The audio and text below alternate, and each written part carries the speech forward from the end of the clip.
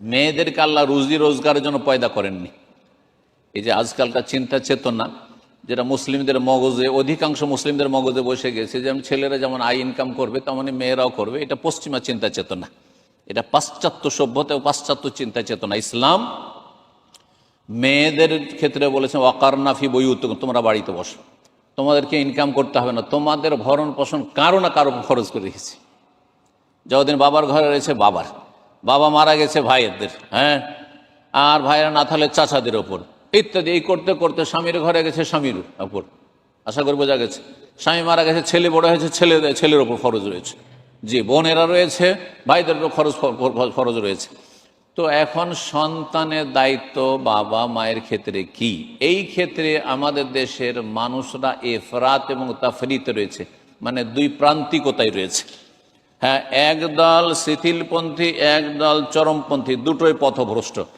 বাপ মা চায়, প্রবাসীদের উপরে জুলম অত্যাচার চলছে, এটা আপনাদের সমস্যা, সবচেয়ে বড় সমস্যা। অধিকাংশ বাপ মা চায় যে আমার ছেলেরা যা আয় উপার্জন করছে আমরা যতদিন বেঁচে আছি বাপ মায়ের নামে হবে। এটা একবার স্পষ্ট জুলম অত্যাচার বাপ মায়ের পক্ষ থেকে, যেটা জায়েজ নয়, হারাম। জি, এটা অধিকার বাপ মায়ের নয় যে আপনারা যা উপার্জন করবেন সব বাপের অ্যাকাউন্টে পাঠাবেন, বাপের নামে মায়ের নামে হবে, আর আপনি খালি হাতে, আপনার স্ত্রী অসহায় থাকবে, আপনার ছেলেমেয়েরা অসহায় থাকবে। আল্লাহ না করে হঠাৎ করে মারা গেলেন, তারপরে বলা হচ্ছে যে না, দাদার ধন সম্পদে তো পাবে না, নাতিরা পাবে না, পোতারা পাবে না, আপনার ছেলে মেয়ে স্ত্রী বঞ্চিত। এটাই হচ্ছে কিন্তু আপনাদের সাথে জালেম, এইসব বাপ মারা জালেম, ভালো করে শুনে রাখেন। আর আরেক দল রয়েছে অসৎ ছেলেরা, যারা বাপ মাকে কিছুই দিতে চায় না। হ্যাঁ, স্ত্রীকে হোম মিনিস্টার বানিয়ে দিয়েছে, যে স্ত্রীর হুকুম ছাড়া একটা পয়সা খরচ দিতে পারে না, অথচ বাপ মা হয়তো অভাবে। এটাও তাহলে কি?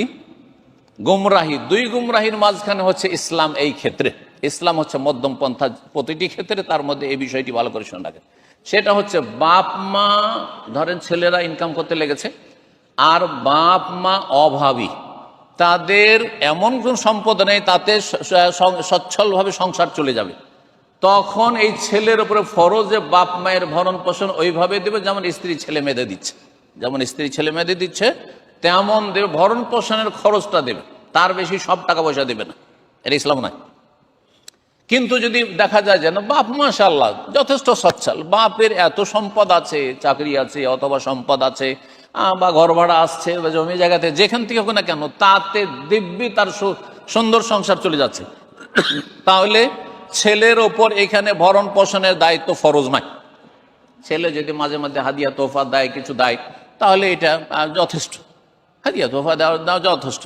কিন্তু আমাদের দেশের মানুষ মনে করে যতই সম্পদ, কোটিপতি বাপ সব জমিয়ে রাখবে, আর ভাড়াগুলো জমিয়ে রাখবে, সব জমিয়ে রাখবে, আর ছেলে প্রবাসে আছে, তাকে মাসের মাসেও বাড়ির গোটা বাড়ির খরচ পাঠাইতে হবে। এটা ইসলাম নাই। কিন্তু বাপ মা যদি আর্থিকভাবে সচ্ছল থাকে, যে কোনো পয়সা লাগবে না, বাবা আমাদের পয়সা দিয়ে আমাদের সংসার চলে যাচ্ছে, মান্থলি খরচ চলে যাচ্ছে, তাহলে আপনাদের উপর কোনো দায়িত্ব নেই। যদি মাঝে মাঝে দেবেন সদাচরণের জন্য, যেটা স্বাভাবিক।